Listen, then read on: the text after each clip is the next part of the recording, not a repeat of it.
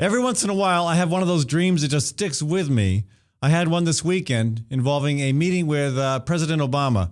It was vivid, so much so that when I woke up, I figured I'd actually had that meeting. It took me a little bit of time to recover from that, but the lessons and messages of that dream are pretty strong. I'm going to talk about those today on the Fallon Forum. We're also going to hear from one of the candidates running for governor on the Democratic side, Bob Kraus, and we're also going to talk with Dr. Kim Holding about the Monsanto lawsuit and another issue that could affect food safety issues. From the RE/MAX Real Estate Concept Studios, this is Webcast One Live. Ed Fallon here, folks. Gateway Market and Cafe is your locally owned source for specialty groceries. Enjoy chef-crafted, prepared foods, artisan baked goods, organic produce, specialty cheeses, and hand-selected wines and craft beer. Visit the lively cafe for breakfast, lunch, or dinner 7 days a week. Gateway Market is centrally located on the corner of Martin Luther King Jr. Parkway and Woodland Ave. Stop by or visit www.gatewaymarket.com for more details. That's Gateway Market, folks. Good food, great community. I'm a burrito. I'm a fighting burrito, full of fresh ingredients prepared before your very eyes. I don't have eyes. I have over 28 options and 268 million combinations, including Rizo for vegetarians. I can take my meat off and call myself vegetarian. Put that back on. The Fighting Burrito is locally owned. I'm owned by some big corporation somewhere. Say, you want to go on a date? No thanks. I'm seeing a quesadilla. The Fighting Burrito online, fightingburrito.com. Join the fight. This is Dr. Holding of the Story County Veterinary Clinic. For 15 years, we have been spaying and neutering feral cat groups at affordable prices. Wild cats destroy game birds and songbirds. A single female cat can produce over 4,000 kittens in 7 years. The shelters are full, so unwanted kittens will be put to sleep. Your cats will stay home and stay healthy. Call us for all your dog and cat needs at the Story County Veterinary Clinic between Ames and Nevada on Highway 30, 1 mile east of Interstate 35, 515-232-8766. Local farms, global flavor. That's the secret to Hawk's growing popularity. The best meals begin with the best ingredients, and 90% of Hawk's ingredients come from local farms. In addition to seasonal fruits and vegetables, Hawk features grass-fed beef and lamb, and pasture-raised chicken and duck, all raised without hormones, steroids, or cages. The coffee is fair trade, locally roasted, and Hawk's House liquors come from right here in Iowa. Hawk's owners go the extra mile, composting organic waste and recycling. For more information or to make reservations, visit hawktable.com. That's HOQ table.com. With warm weather finally here, it's time to think about upgrading the efficiency of your furnace and air conditioner. Leonard Tinker Heating and Cooling has provided honest, competent service for over 20 years. Whether it's your home or business, for repair work or to install a more energy-efficient furnace or air conditioner, call Leonard Tinker at 263-0422. That's 263-0422. For honest, competent heating and cooling service, call Leonard Tinker at 263-0422. From the RE/MAX Real Estate Concept Studios, this is Webcast One Live.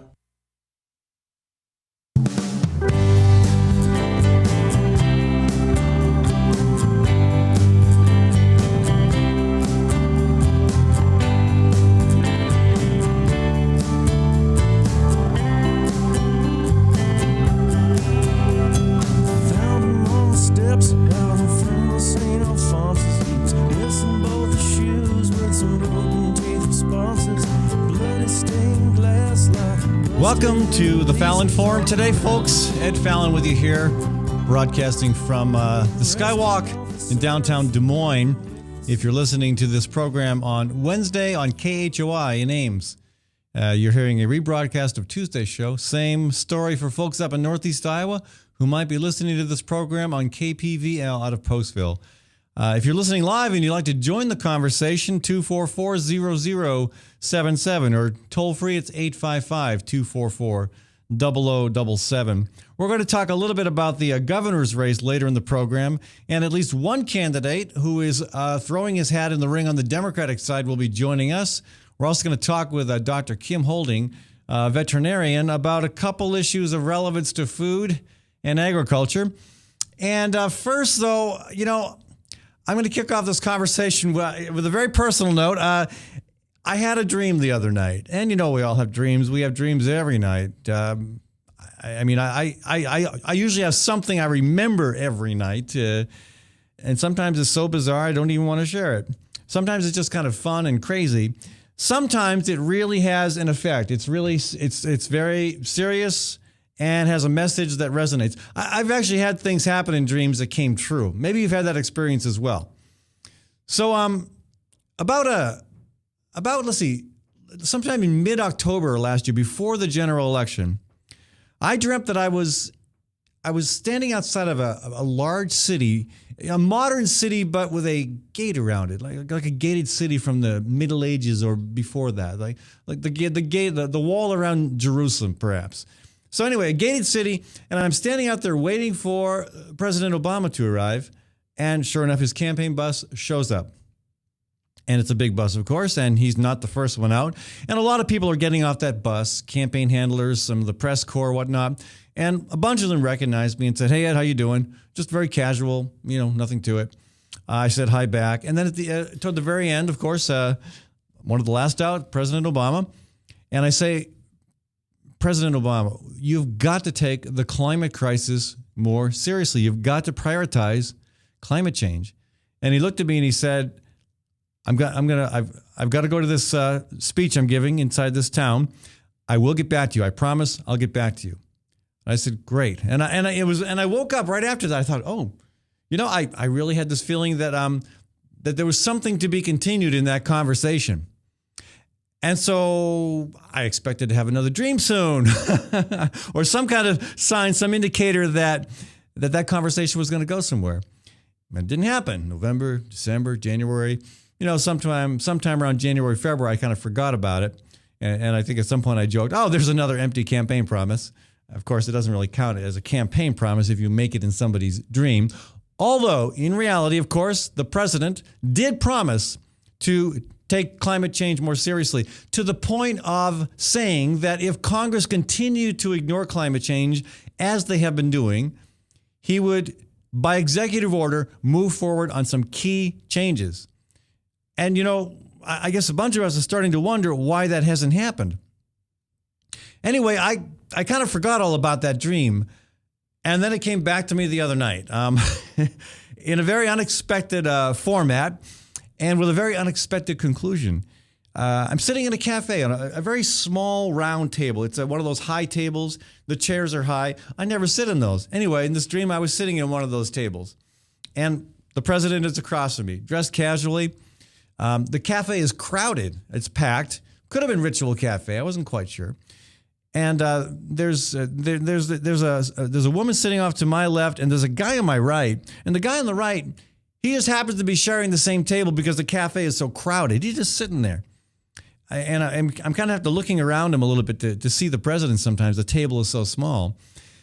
And we're talking, I was expecting, okay, this is going to be about climate change, but we actually didn't really talk much about climate change. I was, somehow the conversation turned from me saying, "Hey, Mr. President, here's what you need to do," to me saying, "Mr. President, I've got some issues, some things that I'm wrestling with," and him saying, "Well, here's what you need to do."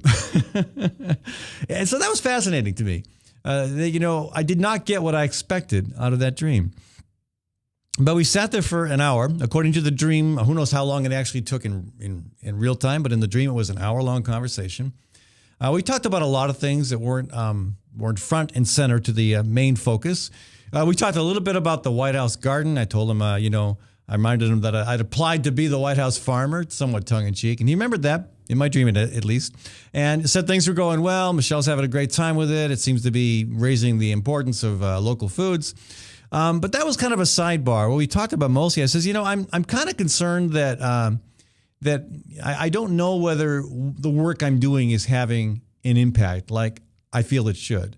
I feel that I would say this about anybody, if your heart's in the right place, if you're doing work that is affecting people's lives in a positive way, yeah, you want to be as effective as possible.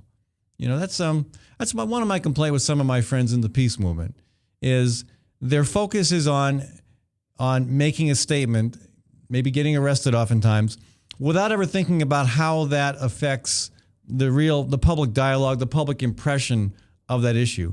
You know, you want to be, if you really care about justice, if you really care about people, about the planet, you want what you do to be effective. And my concern in this dream, and I have this conversation with myself in a waking condition all the time, is what I'm doing effective? Is what I'm doing having an impact? Am I being taken seriously by enough people where this is having some effect on the things that I care about?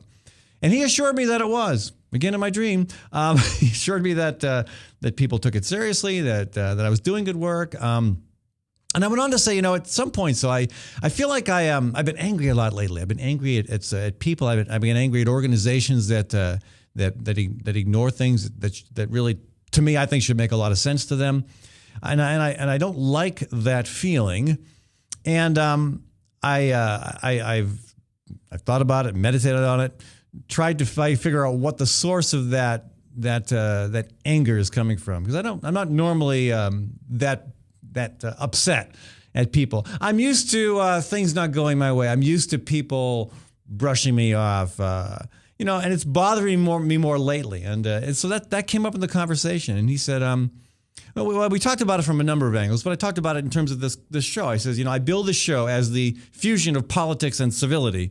And for those of you who are smart enough not to ever watch or listen to Glenn Beck, that's a playoff of Glenn Beck's reference to his show, The Fusion of Entertainment and Enlightenment. Maybe it's entertaining. It's certainly not enlightening, in my opinion. But this is the fusion of politics and civility. And before we go any further, I want to share, I kind of established that framework when I first kicked this show off on WOW 98.3 back in 2009. This is a video clip of a promotional piece we put together. Bradshaw's in there. Sophia Douglas is in there, my former call screener. My former producer, Slacker Jack's in there. And you will see that there's an interesting tension and contrast in there between Bradshaw's approach to radio, mine, and that plays into this stream. But first, I want to show you this clip. Well, the inspiration behind the Fallon Forum is Rush Limbaugh, Glenn Beck, Michael Savage, Jan Michelson, Steve Dace. I get sick of hearing these reactionary voices dominating our public airwaves. And I see this young guy named Bradshaw coming by. Look into my eyes. Vote Palin 2012. Maybe there's room for more than one local progressive voice in talk radio. You mean there's another liberal on the radio in Des Moines? Liberal radio will never work. Why even try it? There's no audience for it. There's no people who want to listen to it. Conservatives will turn it off. And the argument was that, well, progressive talk radio doesn't work because people aren't interested. We're finding that people are really, really interested. This show, that hour used to be Michael Savage's hour. We're doing a lot better than he was. We've got 4 times the listeners that Michael Savage had. I've been very fortunate to be a guest on the Fallon Forum. This will be my 6th time. Very excited about it. And my, what is this? The third time actually as a state representative. Well, obviously the level of civility is high here. Also, there's a sense of openness that, no idea is thrown away. Every idea is valuable. Well, the Fallon Forum is the fusion of politics and civility. So we encourage everybody to bring their opinion to the conversation, but we encourage you to do so in a way that is respectful, civil, and tries to keep an open mind. I don't have all the answers. I have most of the answers. Kidding. I can tell you there are people who call the show who have changed my mind about issues, and hopefully once in a while, me, my guests, some of the other callers, hopefully once in a while, we can change some minds as well. That brings an opinion that he's not afraid to express, and it's not always a popular opinion, but he articulates it well, and he listens to your side before he explains to you exactly how wrong you are. In the most civilized tone I've ever heard a talk show host take. In fact, other show hosts on this station should really take notes as to how nice Ed Fallon is to all his listeners every time. Ed is far too nice to people. Ed is far too nice to his callers, to conservatives, to Tea Partiers. I'm trying my best to toughen him up. He's just too darn polite. When I come in and help on the show, I feel polite. And you can't do that on talk radio. Name me a polite, successful talk radio host. I'm still waiting. I don't think it exists. Well, I get Chuck. I think the operative word there is should. it doesn't always happen. And I'll tell you, again, It was just more confrontational. I'm trying to teach him to yell and hang up on people, maybe even do some name calling without the violent rhetoric. It's just, he's doing it completely wrong, and I'm trying to fix him. Everybody who wants to call in and have their say, make their argument, whether it's pro or con, we want to try to get everybody on and try to have also a balance, kind of a balanced point of view. So whether you disagree with that or you agree with that, we won't turn you away. Now I want to thank everybody who was in that promotional video, and thanks for the repeat appearance. That came up in the dream because I said, I really feel that the foundation on civility, I feel less civil lately. I mean, I had Dr. Deming in here the other day, Dr. Richard Deming, and I said something during that program that I've said in previous programs, that I think Branstad hates the poor, and I think Branstad's policies have adversely affected the poor. Decisions he's made have not been kind to low-income people.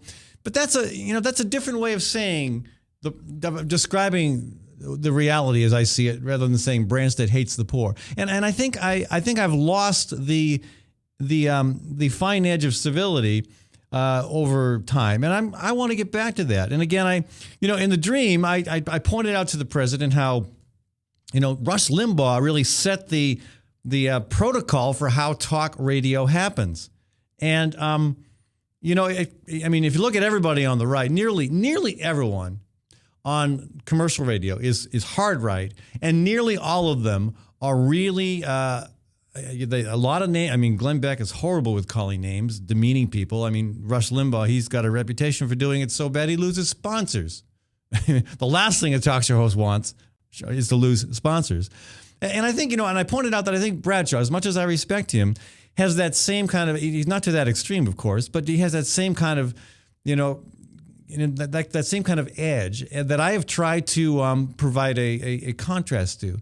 And again, I have tremendous respect for Bradshaw, one of the brightest guys I know, knows issues inside and out, knows how to talk about them. But that was, I think that's where I feel there's a distinction that I've tried to make in terms of civility.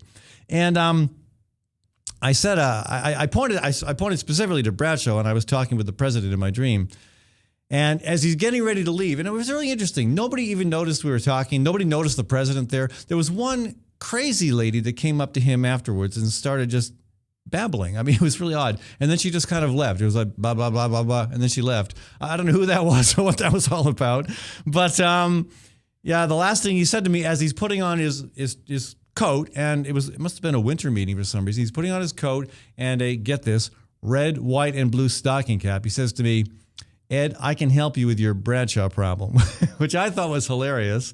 Again, not that Bradshaw is a problem, but the approach that I characterize as being pretty standard for talk radio, one that I've tried to move beyond.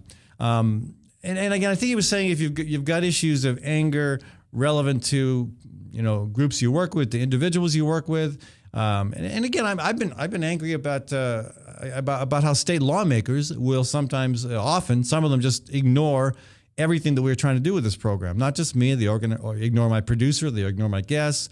Yeah, that has made me angry. And I don't think I've handled it as well as I should. So it was interesting that the last thing he said to me was, "Ed, I can help you with your," and for that, what he said, "your Bradshaw problem." And the last thing he said was, "Call me." And that was it. And so I take that as, again, dreams are weird. A lot of them you should just wake up, laugh, and move on. Some of them are very troubling. Some of them are, we call them nightmares. They're so bad. Some of them have a strong, powerful message that really, truly is trying to teach you something, is trying to get to you. And I think in this case, there's something in there that I need to learn about myself. We never did actually talk climate change. And that was fascinating to me because that's how this whole dream dialogue started back in October. But I am going to call the president.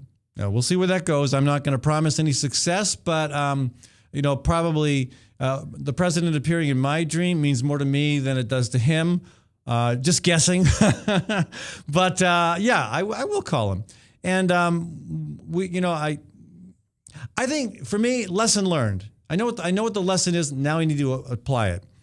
But I do want to go back to the conversation that originally triggered that Dream series about climate change, because I do, with all due respect, and again, sometimes I may have been a little bit harder on Obama than I need to be, but there is legitimate criticism, I think. I mean, and we do this. I mean, he asked us to hold him accountable. He said, keep an eye on us, work with us, keep active. I mean, OFA was supposed to be the grassroots group that kept pushing, that gave people a vehicle to push forward on the issues. And so yeah, we've been doing that. And the challenge is to do it with civility. I think Bill McKibben with 350.org has done a fine job at maintaining civility while challenging the president on, for example, Keystone Pipeline. And we do not yet know where that's going to go. My own prediction on Keystone, I predict the president is going to do the right thing on that. I predict he is going to ixnay the Keystone Pipeline. Again, I'm wrong about half the time, so we'll see what happens on that. I did predict that Steve King wouldn't run, Heather Ryan, so take that. But I was looking at this article from this weekend's Associated Press stories.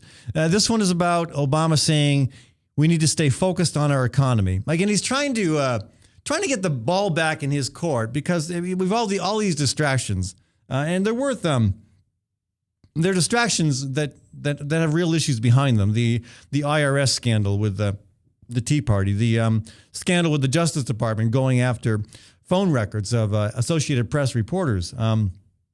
Benghazi, that's become a ridiculous situation. There's no reason for that to still be in the news, in my opinion. The other two issues have some element that needs to be addressed. But the president is trying to, again, get the ball back in his court. And in this AP article, he says, quote, we're now poised for progress, but our work is not done and our focus cannot drift. That sounds like a line we've heard many times from campaigns. He said that at a factory that apparently they make digging and pumping equipment for the mining industry. I'm wondering whether that has anything to do with fracking. I'm not sure. But he went on to say, we've got to stay focused on our economy and putting people back to work and raising wages and bringing manufacturing back to the USA. No argument there. No argument that that's really, really important. Except that the final sentence in this quote troubles me. He says, quote, that has to be what we're thinking about every single day. Well, no, because I mean, you in my opinion, and I know others concur with this, and there are those who disagree, of course, you got to focus on the crisis. I mean, there's so many issues out there. Issues are, they're important issues. We need to address them all, as we can. But when you have a crisis, you shift gears, you focus on that crisis. So that should be his focus. His focus should be on the climate crisis. And in addressing the climate crisis, one of the good things that happens with that, we create an awful lot of employment opportunities. I mean, again, we've got 7,000 wind jobs here in Iowa now. How many more will we have as Mid-American builds their new wind farm? How many more will we have even beyond that if we renew the wind energy tax credits for small producers, for farmers themselves? And what if we continue to expand our investment in solar? I mean, there's so many possibilities. And not just in energy, too. In local foods. Again, you want to reduce energy? Buy food closer to home. Do what they're doing. I mean, look at all the farmers markets. They're up to over 7,000 farmers markets nationwide. And Iowa is one of the leaders in terms of the number of farmers markets. I think, in fact, we have the most farmers markets per capita. If we don't, we did a few years ago. And if we don't, we're pretty darn close. So, I mean, those things reduce carbon because you get food closer to home. You don't have as much investment in transportation, obviously. And you also are getting food from farmers who tend to use less petroleum in the production of their crops. So, there's lots of ways in which we can see the answers to the climate crisis lead to far greater levels of employment. I mean, much more than the 31 jobs that we just gave $35 million to Facebook to create. I'm not liking that update. The bottom line, Mr. President, in my opinion, is that needs to be the focus, not Not just talking about the economy, not just talking about jobs, but putting it in the context of addressing the climate crisis. That needs to be the focus. So we'll see. We'll see what happens. Again, I will call the president. I will. I will not. I'm not sure where that's going to go, and I will be persistent, and I will be polite and civil. I learned some things from that dream, and they will stick with me. Folks, let's see what we got going on here. We've got to switch a gear here for a second. There's more to be talking about on this climate change issue. Again, Keystone. I'm eager to get other people's opinions as to where that might come out. But I want to switch gears and welcome Dr. Kim Holding to the program. Kim is the veterinarian at Story County Vet Clinic, and wanted to welcome her to the show and get her take on the recent, a couple things. Let's start with the lawsuit that Monsanto won over an Indiana farmer. This is the U.S. Supreme Court decision that relates to the issue of the patenting of life itself. Kim, welcome to the program. Hi. Yeah, what's you're closer to this than I am. What's your take on the situation with that lawsuit? Well, I just got a book that's going to, possibly educate me a little bit, and it's free on Kindle. It was The Survival Seeds for Life by Zachary Carver. And, just the first chapter, he talks about, that if we have a disaster, look at the people in Oklahoma City, and you have no food, and you have no way to grow food, and you haven't got Roundup, and the only thing you can plant are seeds that are Roundup resistant, Yeah, well, and you might plant them that year, but they won't be available next year. Right. Yeah. And then there's a lot of ramifications. First of all, we don't even know for sure the testing for the Roundup Ready seeds. We know that Roundup causes problems in other animals. The testing for the genetically modified product, was like a 90-day feeding trial. And then they just blew it off and said it was okay. Well, the average person lives 100 years. That's, 70, 80 years. What happens to, our children? What about the epidemics of diabetes? Back up a second for me, Kim. You're describing tests that were done recently? Well, when they first came out with the concept of genetically modified, the government said, "Oh, well, it's the same as corn, so feed something 90 days and you're done." So the actual testing has been, I believe, woefully inadequate because we don't know what the long-term ramifications are. Right. You actually have a gene, depending on which particular modified organism you're talking about, you actually have a gene that either produces toxins or,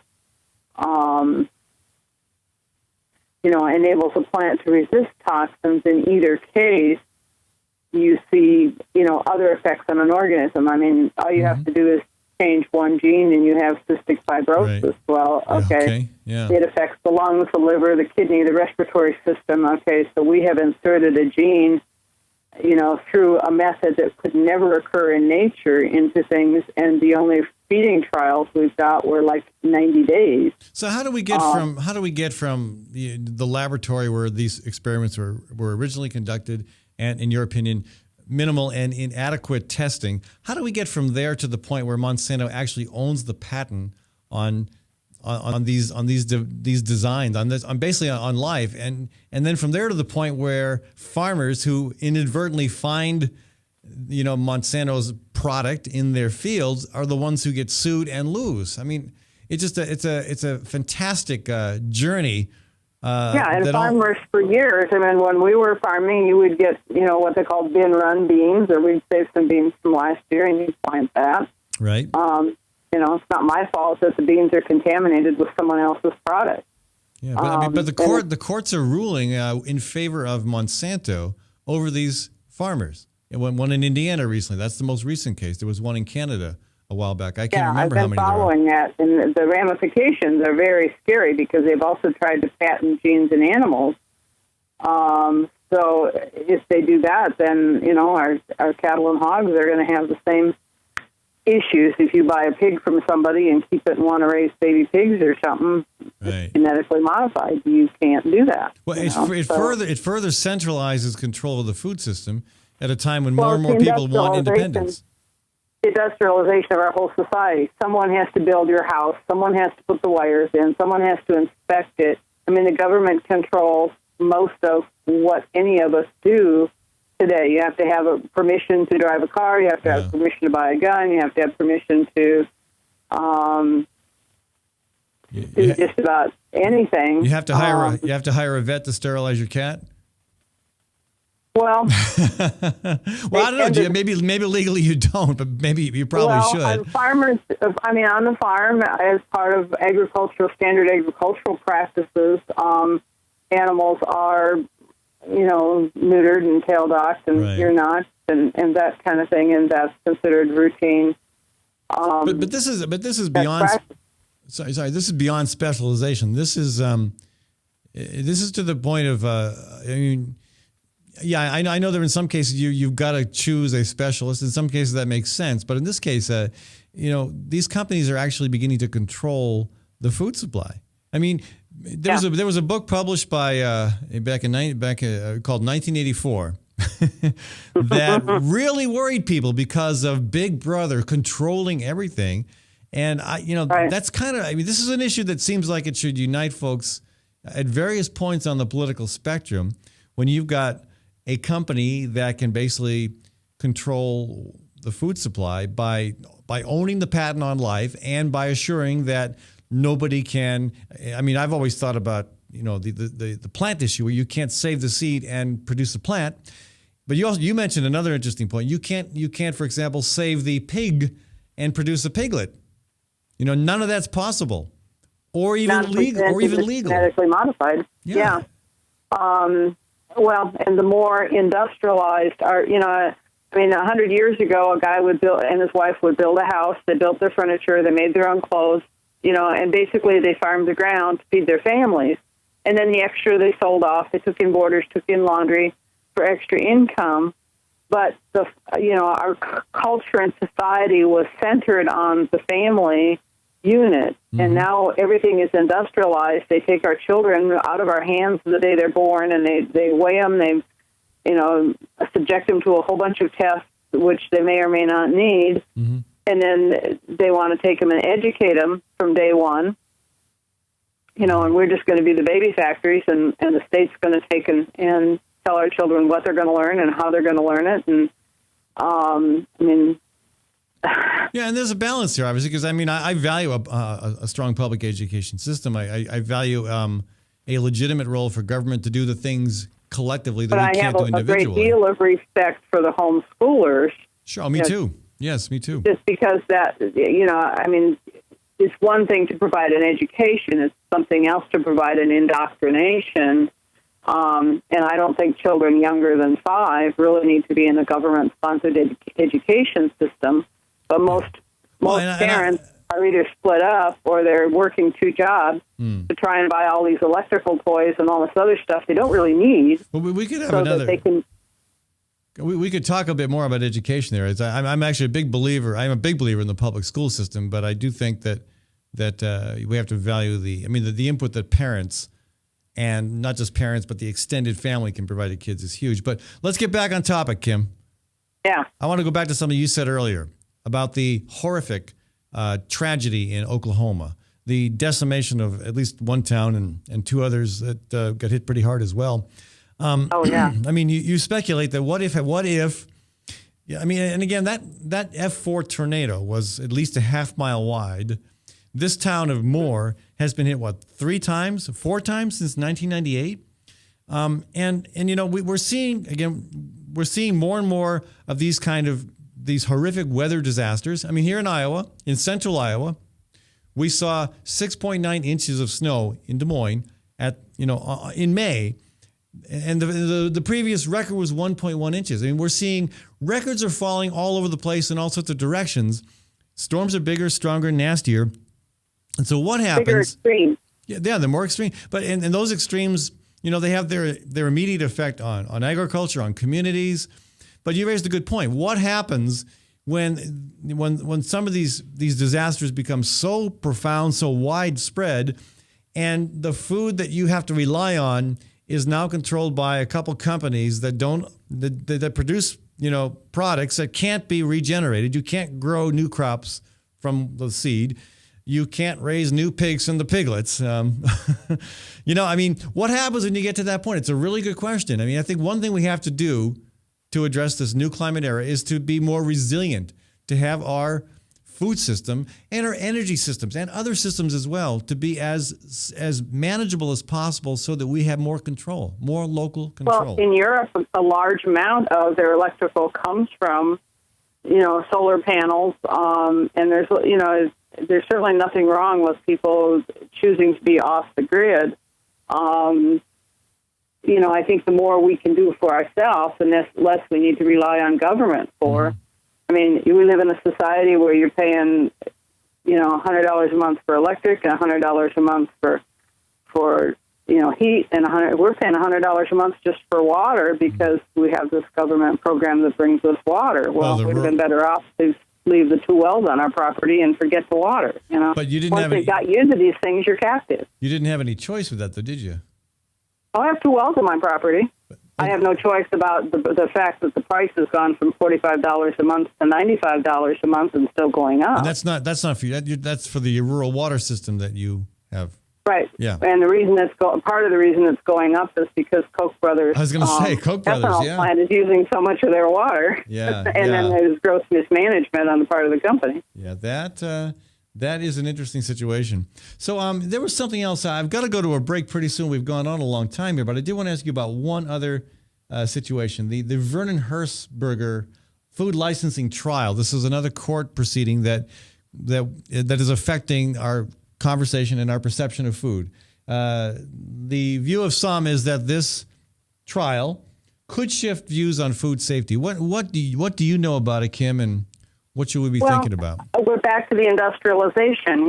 When you went next door and got a cow or a pig from your neighbor, or you split one, or you butchered it and divvied it up, the assumption was kind of made that it was safe. Now we've got animals that are grown in semi-industrial situations, and they go to packing plants that take them apart, and then instead of the meat being ground in the butcher shop or at home, it's ground up in a packing house, and it's days and weeks before it may get consumed. And any bacteria that are there, you could be looking at like a 20-second generation time, about 20 minutes for that bacteria population to double. So who is Vern Hershberger anyhow? And what's he's a dairy farmer, and he's selling unpasteurized milk to the public.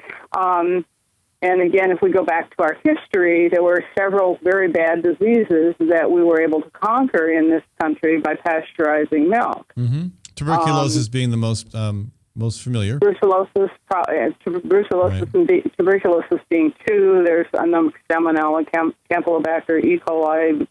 There are several other things that can end up in the milk, and usually not through the cow, but trace contaminants. They wash the udders when they put the milkers on, but all it takes is one little bacteria in there, and they proceed to multiply.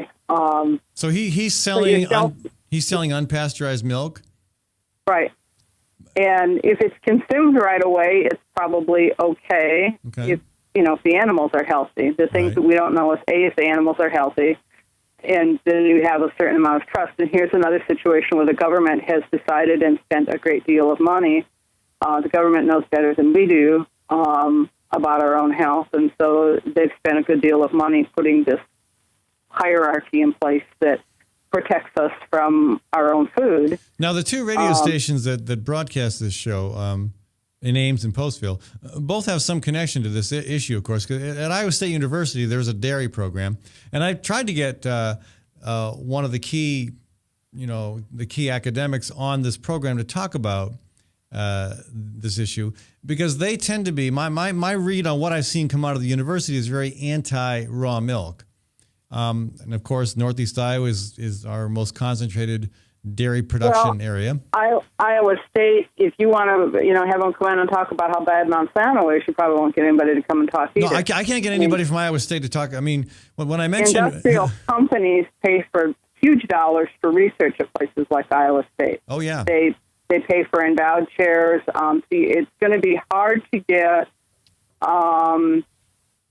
an unbiased or an alternative viewpoint from somebody where huge amounts of dollars are already coming in to support the hierarchy that's there. Yeah.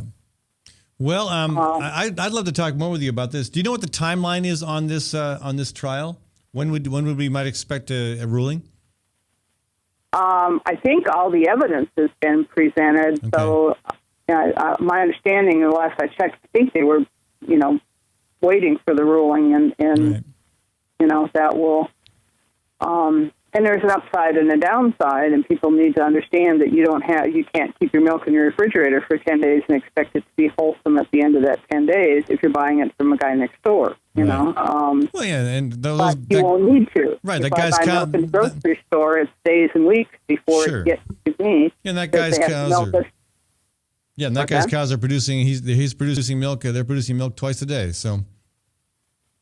Well, and if it goes to the dairy, the truck picks it up and picks up milk from several other dairies, takes it to the dairy, and then it's processed, and then it's put into containers, and then it's taken back to the store, and there's quite a time lapse in time versus just going out. I mean, we've had cows, and we milked our own cows and drank raw milk, and we're still here, but I guess I've seen enough infected udders and other situations that I would say that there is an upside and a downside. But if you read the news the last couple of years, we've had more food outbreaks in the vegetable product than we have in the and nearly all those outbreaks are in the industrial sector of agriculture. Kim, I've got to run to a break. Okay. Thank you for joining us, Dr. Kim Holding, folks, local veterinarian with several opinions on several issues. Thank you. All right. All right. Bye-bye. Folks, when we come back, we're going to talk about the race that's shaping up for Iowa governor. Again, the Republican side is still kind of waiting for Branstad to make a move. There is activity on the Democratic side. And we're going to talk with one of the candidates who has already made a decision to take a shot at it. We'll be back in a few minutes, folks. I do want to thank Gateway Marketing Cafe for sponsoring the initial segment of this program. They're 20th and Woodland, a grocery store, and also a great cafe with a catering service as well. Check them out, folks. That's Gateway Marketing Cafe. I also want to thank the the Immigrant Entrepreneur Summit. This is an annual event, November 9th this year. It's a great opportunity to learn how to start and nurture your small business and to address new issues like how does your business deal with the Affordable Care Act? Any new tax changes that you should know about, that sort of thing. You can learn more about the Immigrant Entrepreneur Summit online. I'll be back in a few minutes, folks. From the RE/MAX Real Estate Concept Studios, this is Webcast One Live. Drug and alcohol addiction slowly steals a person's identity, tearing away pieces of their life little by little until one day it seems like the hope of a happy future is gone and there's no chance of getting it back. Here at St. Gregory Retreat Centers, we can assure you that there is hope. Our unique approach to recovery begins with the understanding that the dysfunction and damage caused by addiction can be overcome, not just dealt with.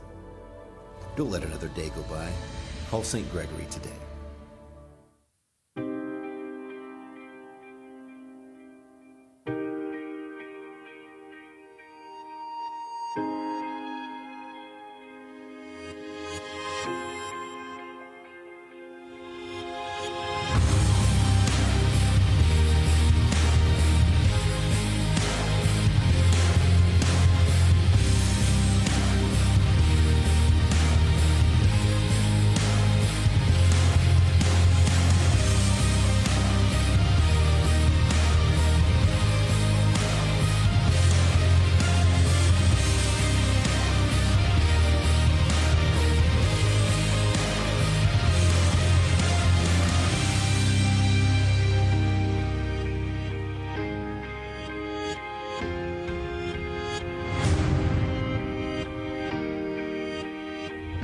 The dawn of a new era begins.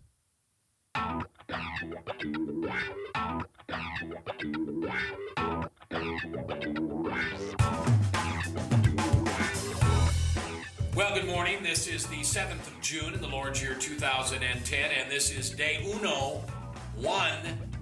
of WebcastOneLive.com. We will begin with Max World Live with my special guest, Tom Coates. In just a minute, there's Tom. Wait. Howdy. And we will be live for the very first time on Webcast One Live.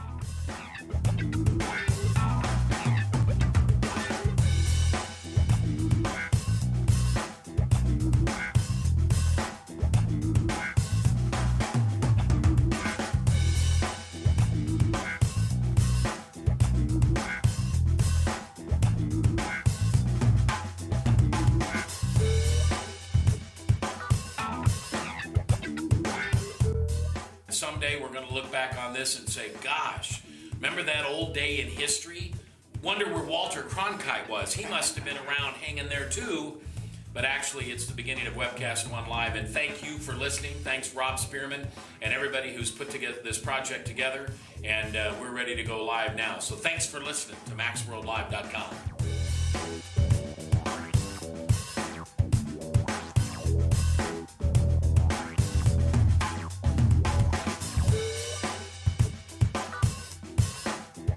I can't tell you that it's going real well from time to time, but it is going.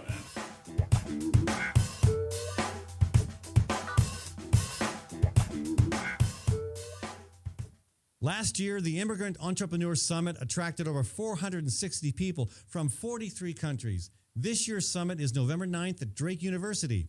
Every year, more than 100 companies are formed by summit attendees. This year, 15 seminars will be taught answering questions like, what do you do when the IRS audits your business? Register now for this year's Immigrant Entrepreneur Summit online at iesusa.org. That's iesusa.org.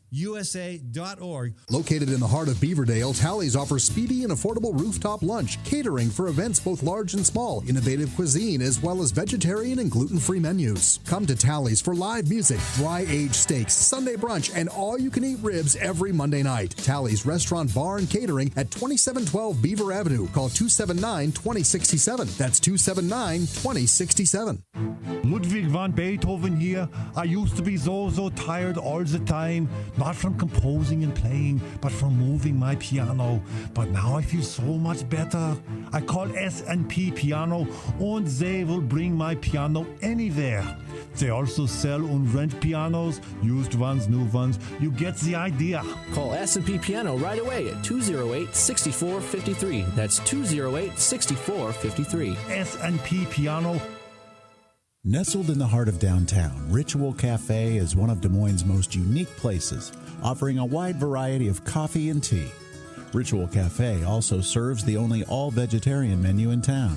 And Ritual Cafe is a cultural hub for artists and musicians, with a performance stage hosting local, national, and international talent. Make Ritual Cafe a part of your daily ritual.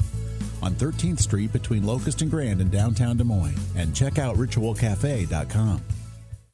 Wow, some wedding. Yeah, I've never seen a bride in coveralls. Right, and skipping down the aisle to accordion music. Not to mention the reception. That wedding cake was a freaking fruit cake. It's your wedding. Don't leave anything to chance. Diana's Wedding Cakes. Using only the finest, freshest ingredients with free on-time delivery and setup. Choose one of Diana's custom designs or create your own. Call Diana's Wedding Cakes, 641-275-9279. That's 641-275-9279. I love driving to Newton to see the races. Me too, but I only have to drive across town. You live in Newton? Yep, Newton's got small town charm and it's close to Des Moines. I love the safe, friendly neighborhoods and family-owned businesses. And Newton's wind energy industry is really taking off. How'd you find your home? Dan Kelly with First Choice Realty. And Dan helped me find my office too. Next time, instead of just speeding by, I'll stop in and check out Newton. Why don't you check out Newton? Call Dan Kelly at 641-521-9260 or Dan Kelly at mchsi.com. From the RE/MAX Real Estate Concept Studios, this is Webcast One Live.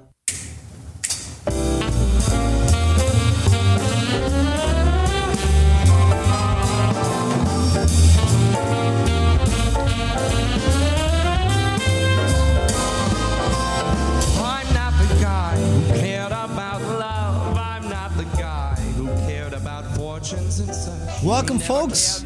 Back to the conversation here on the Fallon Forum. And if you are listening on KHOI 89.1 FM in Ames or the surrounding area, this is a rebroadcast of Tuesday's Fallon Forum. Again, if you're listening on KPVL up in northeast Iowa, this is a rebroadcast as well. And you can hear the show live every day, Monday through Friday, on the Fallon Forum website. And if you, for some reason it doesn't work, you can always go to the Webcast One live website. There are other places where it is broadcast as well. But we are talking now about the governor's race. That's right. I got another governor's race coming up here in 2014. On the Republican side, we watch and wait and decide, what will happen if Governor Branstad doesn't run? If he runs, clearly there will be no Republican primary. If he doesn't run, who knows what might happen? Maybe all the candidates that have decided against running for the U.S. Senate seat being vacated by Senator Harkin, maybe some of them or all of them might decide to run for governor on the Republican side. Hard to know. Branstad, for some reason, is keeping this very tight to his vest. I suspect he's made a decision, and his hesitancy to come out publicly is politically motivated, but we'll see. I mean, and that's the game part of politics. His call to make. Everybody else can just be kept guessing, I suppose. So on the Democratic side, though, we're not seeing a lot of activity. I mean, gosh, this is by this point in 2005, when I ran for governor, there were already about 8 or 9 of us on the Democratic side throwing our hats in the ring. Now that was an open seat, so maybe that was a little easier to decide. But we haven't seen a lot of activity on the Democratic side. There was a reference in the Des Moines Register last week to 2 legislators who are being considered candidates. One is State Senator Jack Hatch. The other is State Representative Tyler Olson, who is also the chair of the Democratic Party. Interestingly, the article that mentions those 2 left out one guy who's already made a decision to take a shot at the Democratic nomination, and that would be Bob Kraus. Bob, welcome to the show. Be with you, Ed, and hello to all your listeners. How's it feel to have been left out of Kathy Obradovich's piece that mentions 2 other people who haven't even decided whether or not to run yet? Yeah, well, I hope as many people as are in the state actually notice that. Sometimes people don't read Kathy Obradovich. Well, I heard that you had been thinking about running. I did not know you had decided to run.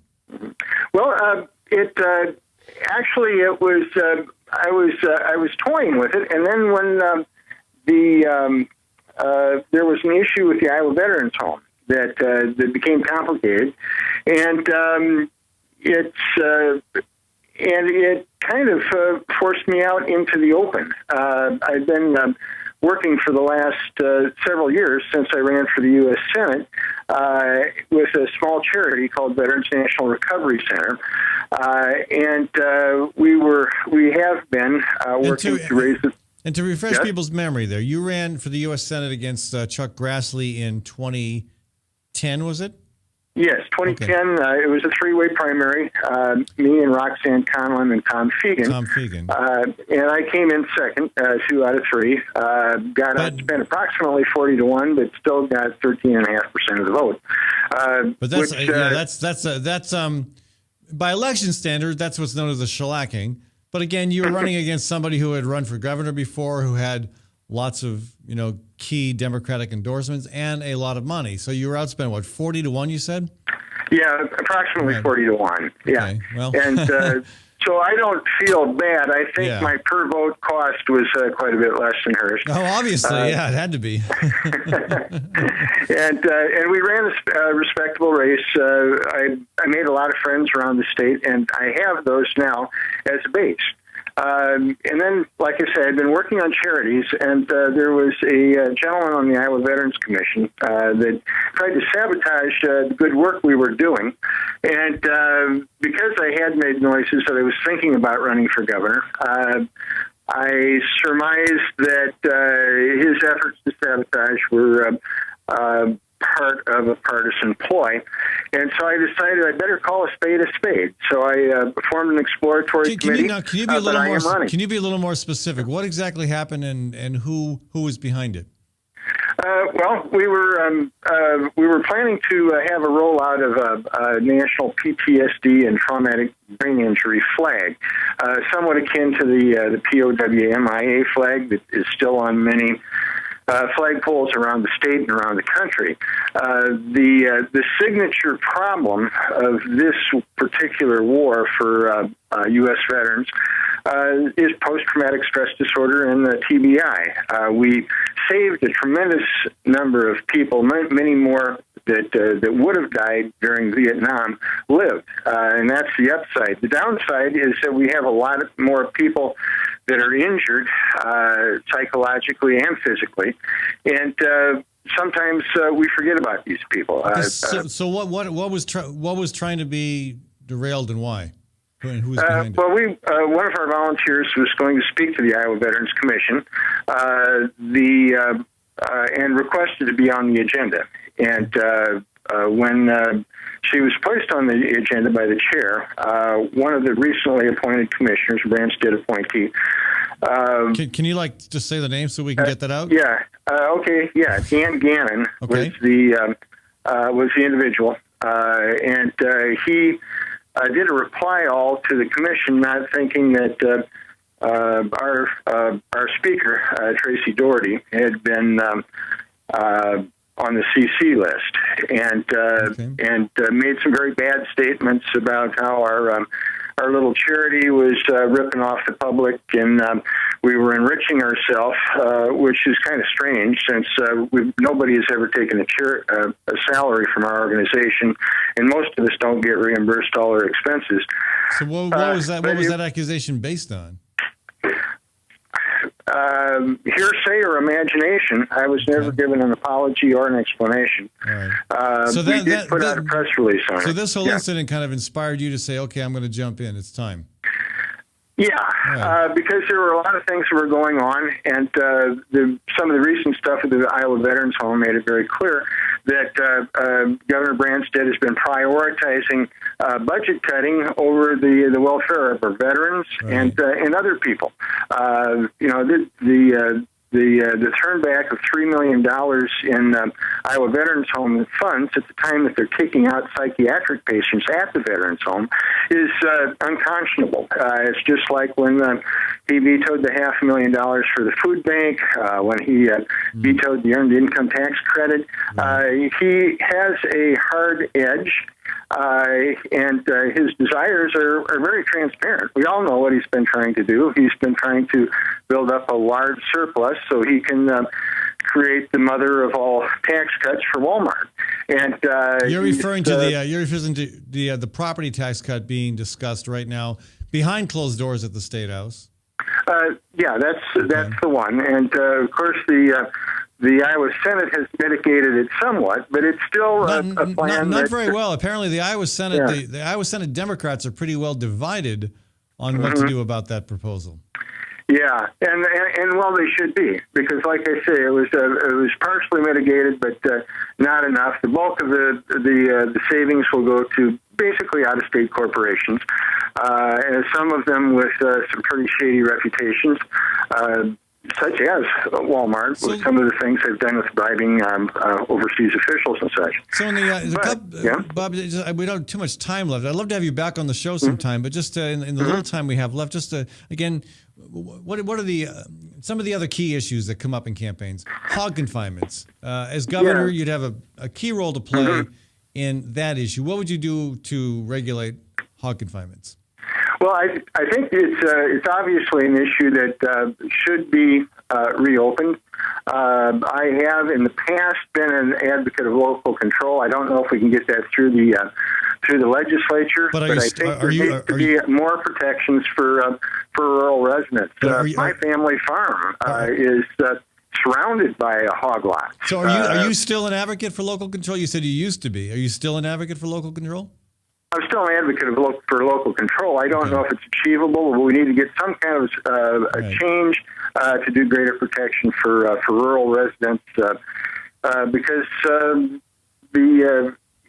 it's at the point where it impacts economic development, rural economic development, certainly. So what do you how do you address the political problem of of newspapers and others in the media giving preferential treatment to two candidates who have never run for, two prospective candidates who have never actually run for statewide office. I mean, you have that under your belt at least, but what they have under their belt is time spent in public service. One of them is a legislator, one of them is a House member rather, the other a senator, Jack Hatch, Tyler Olson. How do you come up against, what do you do about the fact that the media is inclined to favor them over you?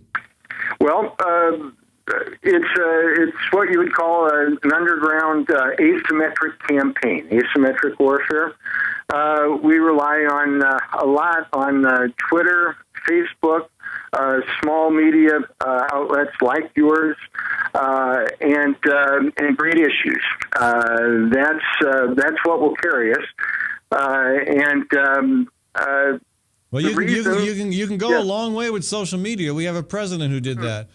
Well, right now I have over 15,000 Twitter followers. That's impressive. And that's my main base. I have a pretty good following on several different Facebook accounts, and I am available to go around the state. I've done a lot of speaking, and as I go, I get better. I get a few standing ovations. Good. The people like me. Bob, I'm afraid I'm out of time, Bob. I've got to wrap up the show. Mm-hmm. You're not in the studio. I have you on the phone. Next time I want to get you in the studio, and you can get my hand signals when I say, "Oh, time to cut off. We got to run." Bob Kraus, folks, candidate for governor. We hope to have some of the other candidates on here as well as they emerge. But Bob, thank you for throwing your hat in the ring. Let's have you back on some other time. Thank you so much. All right. And we'll talk to you later. Thank you, folks. You've been listening to the Fallon Forum. I also want to thank Hawk Restaurant at East 5th and East 5th and Walnut, rather. Hawk Restaurant gets 90% of their food from local producers. I also want to thank the Iowa chapter of the Sierra Club and Iowa Physicians for Social Responsibility for sponsoring this show. I want to thank the $1 Million Marathon for just doing great work. This is a relay run across the country starting June 21st to raise research money for cancer. I also want to thank the folks behind the Matthew Shepard Awards Banquet coming up on June 7th. That should be a fantastic event because the parents of Matthew Shepard will be keynoting that event. Thank you, folks. I'll be back tomorrow. I'm Brian Leach, owner and general manager of Service Legends. I brought along a couple of the home comfort heroes. Hi, I'm Tammy Wells. I am Nick Wondershide. I'm administrative manager. I am the senior technician from Service Legends. It seems like every good thing, when you feel it to the bone that it's good, there's a lot of hard work put behind it. I don't think that you can fake it and have it turn out good. You know, if we seem like, okay, that's just weird, it's just a furnace, why would you believe so deeply in a furnace? It's not just that, you know, we want to show the world that you can have good service. Yeah, I mean, it's your home. You know, it's built into our daily trainings, it's built into our culture, that we're gonna do whatever it takes to have each client say they love us, period. That's why we spend all the hours in the training that we do. And if we guarantee it's gonna be a good experience for you, or else it's free, what type of work do you think we're gonna do? There is a guarantee. Temperature selection guarantee, fixed right or it's free guarantee, comfort guarantee, best value guarantee. All of these guarantees hold us accountable to ensuring that we exceed your expectations. And if for whatever reason we'd fail and we can't make it right, we guarantee all of those guarantees with a 100% money back guarantee. I mean, if you don't think that your technician can fix it right, are you gonna say that to a client? No. You don't have to worry about having a technician come to your house. We drug test, background check all of our team members. We put safe people in your home. Each and every one of our service techs, 400 hours a year in training. You tell it the minute they walk in the door. They know what they're doing, they've done their homework, and they actually truly care about what you want. Because at the end of the day, you're the person that makes sure I have a job. They're gonna be listening. They're gonna wanna know what your challenges are. Then they're gonna come and give you options, and you get to choose. If I'm there to help and I make it easy and painless, I did my job right that day. Well, when it comes to your comfort, safety, and your family, you know, you don't necessarily go buy the most expensive, but you get the most bang for your buck. Oh, it's worth it, because there's a lot of people that will find a way to get it to work right now and then leave and then come back, charge you again, and the cycle just repeats itself. So when I'm out there looking at the furnace, I want to find why it failed today. How can we change the part today with something that you're not going to have to worry about? Is it worth changing the part today? I mean, you can put a lot of money into a furnace. I can fix parts all day. There's good job security in that for me, but is it the right thing for you? I get a lot of the phone calls of after the technicians are there. They're just in awe. They're like, wow, you guys are great. I mean, I don't even know what to say. You guys are great. Everything you did was perfect. It was great. Keep going, though. I like this. Just give us a try. I'm going to take all the risk. I've got the time to make this right. I've got the support to make it right. Just check us out. And if you don't see the value in what we do, I mean, fixed right, or it's free or 100% money back. Enough said.